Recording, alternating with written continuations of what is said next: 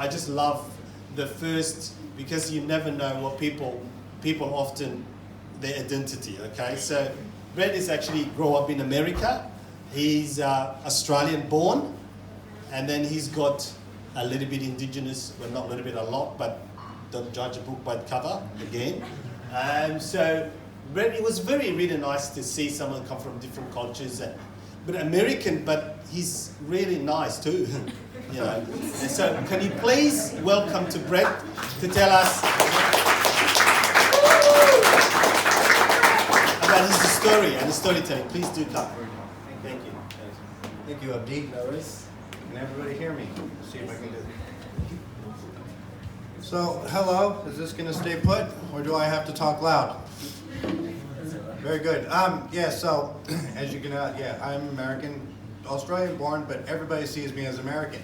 So when they come up and, first I say hello and everything, the first question they do is they look at me and they're like, "You American?" And it's like, "Well, great, your ears are working. That's perfect. Yes, I am American." And so immediately after they worked out that their ears are working properly and they finally found an American in Australia, the second question for the past 4 or 5 years has always been the same.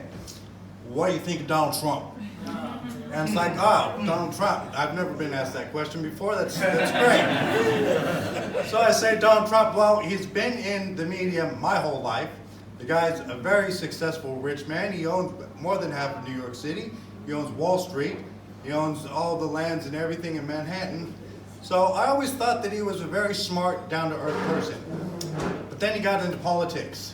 So now I'm not so sure about the smart, down-to-earth part, because everybody knows there's no such thing as a smart, down-to-earth politician.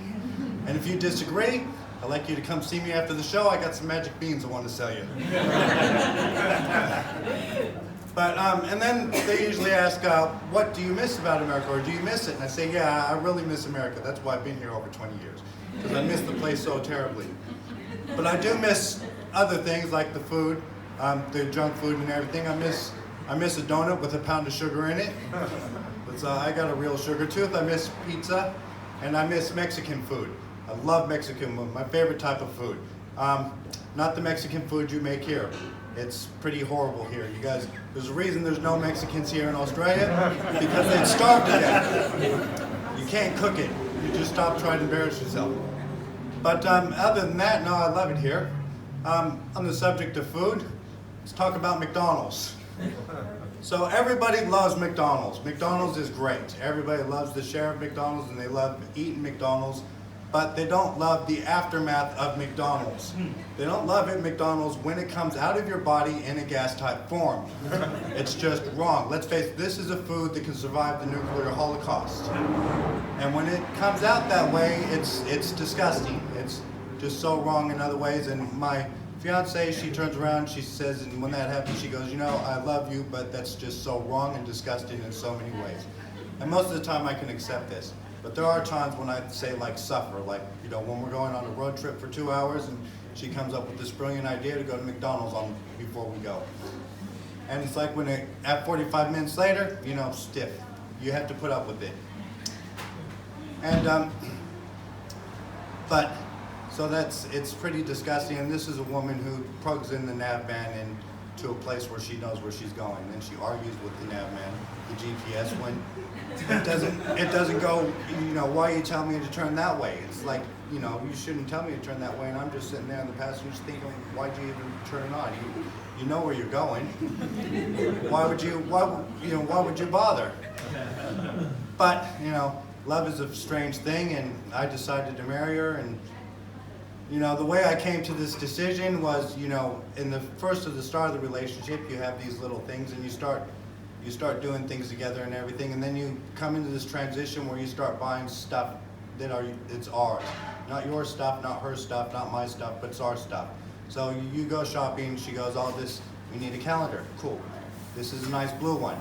Would you like this? And then she comes up and this is a nice pink one. Which one do you like? And I go, well, I like the blue one. I'm a boy, I don't like pink. So she says, okay, we'll get the pink one. Take it home, put it on the calendar. Put it on the wall. Then, so I got this nice blue calendar on the wall, and then after a while, that changes. She comes to you and she says, what do you like? Do you like this one or that one? Says, I like this one. Okay, I'll look some more. And then you come back and like this one or that one. I like that one. Cool. I'm gonna buy this one. What'd you even ask me for? You know, and then you go home and you realize that your blue calendar that's on the wall has turned into a pink calendar. You don't even know how it happened. And so, you know, but we do everything together and everything. We're Sunday school teachers together. And with this styling tip, there's this one child that, you know, likes to follow me around. He loves me and everything. So one day he came in with a shirt like mine and a hairstyle like mine. So people said, oh, well, that's pretty good. They thought, oh, how cute. That's very nice. So I'll give you my hairstyling tips. First, stand under the water. Put your hand, you fill the hands with water, and you cover your head with water. And you repeat that process until hair is fully wet. And then you can turn the water off if you like. You can leave it running, depends on how you feel. Then you take your comb or your brush and you brush your hair back until it's styled the way you like. And that's my styling tip. Simple but effective. And that's all I've got for today. Short but sweet. I'd like to thank Abdi for this opportunity. Very nervous up here doing this. Yes. And I'd like to thank Mama After Cafe for hosting this for us tonight. Yeah. Thank you.